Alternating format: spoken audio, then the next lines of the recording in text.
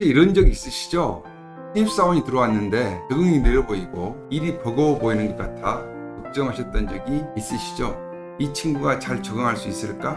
이런 고민 많이 해보신 적이 있으실 텐데요. 사실 신입사원이 회사에 빨리 적응하고 성공적인 일원이 되려면 적응 과정이 굉장히 중요합니다. 오늘은 그 신입사원이 어떻게 하면 더 빨리 적응할 수 있는지 그 적응 전략에 대해 얘기해 볼까 합니다. 저명한 경영 컨설턴트 피터 드러커는 이런 말을 했습니다.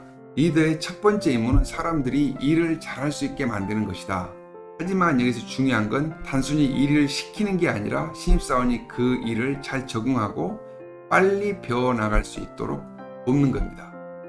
첫 번째 전략은 구체적인 역할과 기대치를 명확하게 제시하는 겁니다. 신입사원이 회사에 처음 들어왔을 때 가장 먼저 느끼는 감정은 혼란이에요. 내가 여기서 뭘 해야 하지? 또는 내가 뭘 하고 있는 건가? 하는 불안함이 가득하죠. 이걸 해결해 주려면 첫날부터 그들의 역할과 기대를 명확하게 설명을 해주는 겁니다. 신입사원이 자신의 역할을 명확하게 이해하면 더 빠르게 업무에 집중하고 성과를 낼 수가 있습니다. 여기서 리처드 브랜슨이 한 말을 인용해 보겠습니다. 그는 직원들에게 무엇을 해야 할지 명확하게 알려주면 그들은 놀라운 일을 해낼 것이다. 신입사원이 해야 할 일을 명확하게 알려주는 것만으로도 적응 속도는 굉장히 빨라집니다. 두 번째 전략은 멘토 시스템입니다. 신입사원은 처음 회사에 들어오면 어디로 가야 할지, 누구에게 물어봐야 할지 정말 당황하는 경우가 많습니다. 이럴 때 멘토가 있다면 큰 힘이 됩니다. 멘토는 단순히 업무를 가르쳐주는 사람이 아니라 회사 생활의 팁부터 문화 적응까지 전반적으로 도와주는 역할을 합니다. 대부분의 신입사원은 멘토를 통해 회사에 적응해가면서 자신감을 얻고 업무에 대한 이해도도 빠르게 높아지게 됩니다.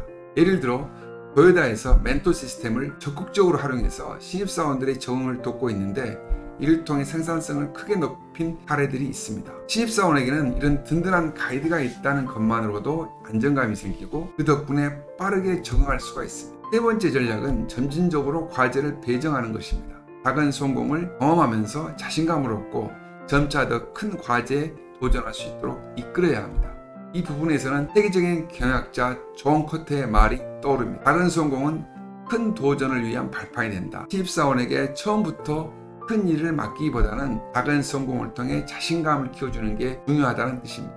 회사에 적응하는 것도 마찬가지입니다. 처음부터 너무 어려운 일에 부딪히면 포기하기가 쉽습니다. 작은 성공을 쌓아가면서 신입사원은 더 큰 도전에 대한 자신감을 얻게 됩니다. 네 번째 전략은 피드백과 칭찬입니다. 신입사원들은 자신의 성과가 어떤지 잘하고 있는지 정말 궁금해합니다.